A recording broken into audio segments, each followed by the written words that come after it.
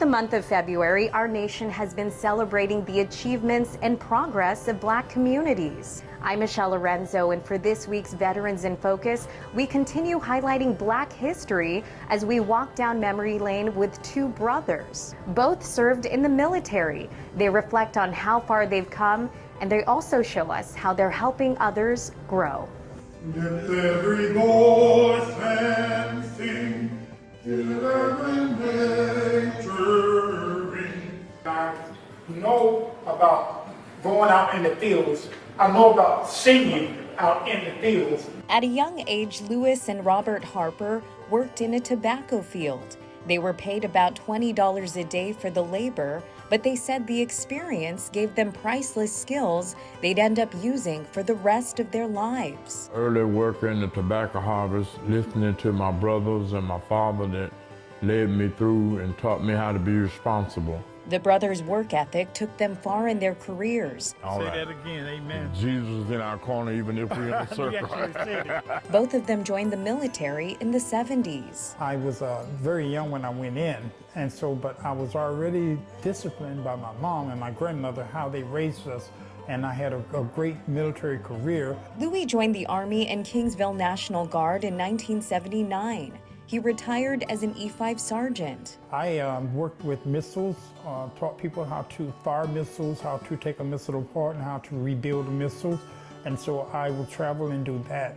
And I had a great experience. Robert was also a leader, guiding soldiers through basic training. Some of them went into combat. Some of them went overseas and trained other soldiers, and they all were responsible for other people's life. It became a life that you had to adjust to because the responsibility of your country was at hand. The Harpers had successful lives outside the military as well.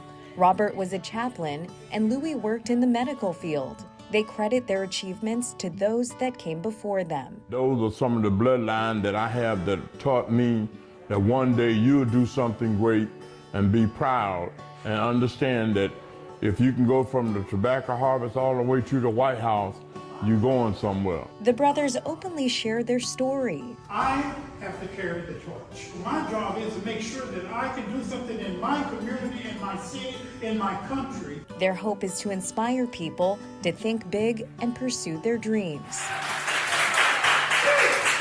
If I can do it and I can make it, you can also. That's right. All you gotta do is think positive. Positive thinking is what Dominique McGill is all about. Thank you for your service, Larry. Aside from being a part of the Air Force Reserves, she also works at the nursing home Robert lives in. McGill is the activity director for Care a Day of Corpus Christi. It means I'm in charge of making everyone smile. I kind of keep them involved mentally, spiritually, physically, all that. McGill plans different activities for the residents there. For Black History Month, she invited them to hear songs from her heritage. I am free.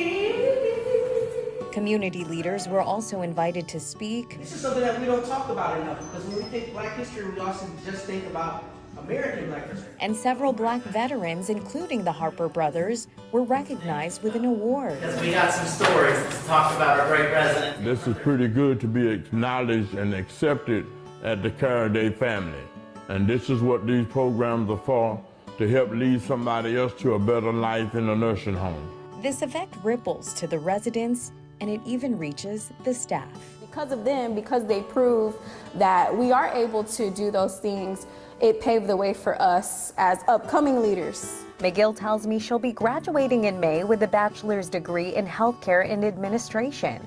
Her plan is to continue living a life helping others. She wants to keep working in a nursing home setting and also wants to do healthcare in the military. And as always, folks, we want to remind you we are always looking to highlight veterans who deserve some recognition or programs that help veterans in our neighborhoods. If you'd like to send us a tip, you can scan this QR code and it will take you to our Veterans in Focus page. You can also visit christv.com/Veterans in Focus. And if you don't have access to the internet, you can call our Veterans Hotline at 361-654-1620. For this week's Veterans in Focus, I'm Michelle Lorenzo, Chris 6 News.